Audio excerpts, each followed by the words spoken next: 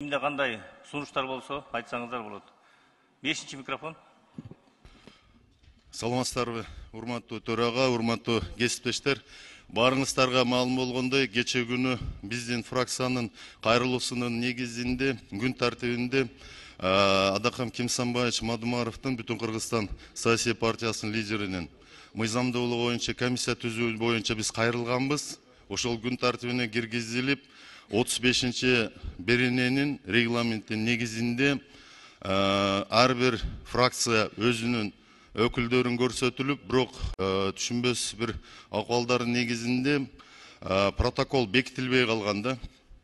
Ошон үчүн мен сунуштайт элем сизге, урматтуу төрага, бүгүнкү күн тартибине биринчиден кылып ушуну киргизип берсеңиз. Эмне үчүн дегенде, буга регламенттин 80-чи беренеси жол берет, ошол эле жана токтомдорду бекитүүгө. Андан сырткары мында бүгүнкү күн тартибин азыр эле бекиттик, карап көрсөк, ушундай эле кайрылуу менен Альянс фракциясы дагы депутат Алимжановдун, Фархаттын жанагы борбордук шайлоо комиссиясынын чечими боюнча комиссия түзүүдө сунуштап жатышат. Азыр ушул чечимге мисалы комиссия түзүлүп калып, Мадумаровго келгенде комиссия түзүлбөй кала турган болсо, коомдо бир кандайдыр бир терс ойлорду жаратып калышы мүмкүн да. Эмне үчүн дегенде, биздин баш мыйзамыбыз болгон Конституцияда деле жазылган, Конституцияда жазылган бардыгы президенттен баштап жөнөкөй жаранга чейин тең укуктуу деп. Ошондун сыңары регламентте да жазылган, ошол регламент жогорку кеңештики бир эле депутатка келгенде иштебей калбасын, бардыгына иштесин дейт. Ошол эле төрагага да, жөнөкөй депутаттарга да укуктары бир да. Ошон үчүн мен сунуштайм сизге бүгүнкү күн тартибине кайра кайтарып келиштин 80-чи берененин негизинде. Рахмат. Рахмат. Муну кече күнү киргизиш керек болчу. Кече күнү. Кайра эме кылсаңыздар, кийинки жумада киргизебиз анда. Бүгүн киргизе албайм. Кийинки жумада. Анткени кече сразу кайра киргизиш керек болчу да. Кайра кайрылып келсек болот. Мен билем 80-чи берене боюнча дагы бир жолу добушка койсок болот да.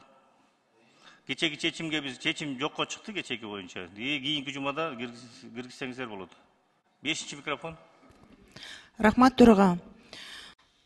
Нурбек Умарбекович, на какую статью вы ссылаетесь, что сейчас нельзя этот вопрос ставить на повестку дня?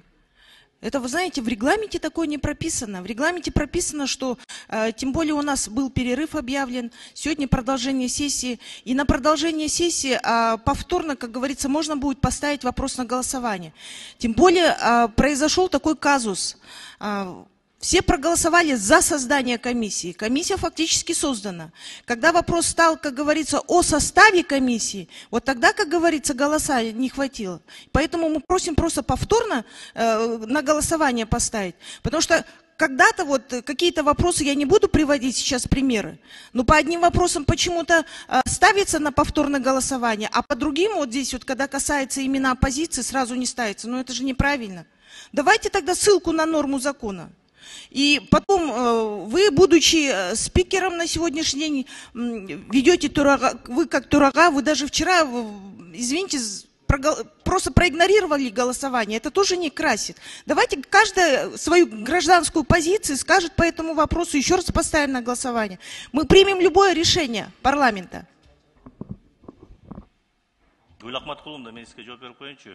Ошол кече болуп аткан жыйналышта сиздер киргизсеңиз, биз киргизип бермекпиз. Мына биякта 80-чи беренеде жазылып турат. Жыйналыштын күн тартибинин маселелерин кайрылып келүү депти. Четке кагылган мыйзам долбоорун кошпогондо, жогорку кеңештин жыйналышы ичинде каралып жаткан маселеге деп атат. Бир ирет кайрылып келүүгө жол берет деп атат. Кече болсок жол бермек, бүгүн бербейт. Кийинки жумада киргизебиз аны. Туура түшүнүңүз. 3-чү микрофон. Кийинки жумада киргизесиздер, кийинки жумада. Эми депутаттар колдобой койсо мен эмне кылайын? Бүгүнкүгө болбойт. Кийинки жумага киргизели, кийинки жумага. Күн тартибине киргизели. Эми регламентте жазылып турбайбы? Гүл Акматкуловна, регламентти мен сизге окуп бердим го.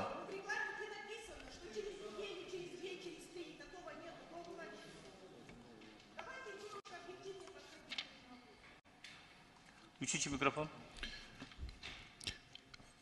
Жанагы Мадумаровдун комиссиясы боюнчачы курамын өзгөртүп койсок эле кайра киргизсек болот.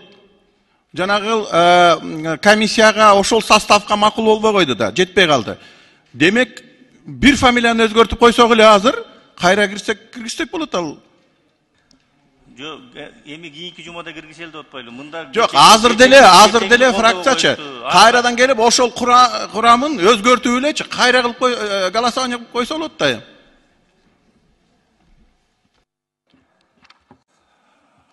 Бүгүн кое албайбыз, кийинки жумада коюп беребиз.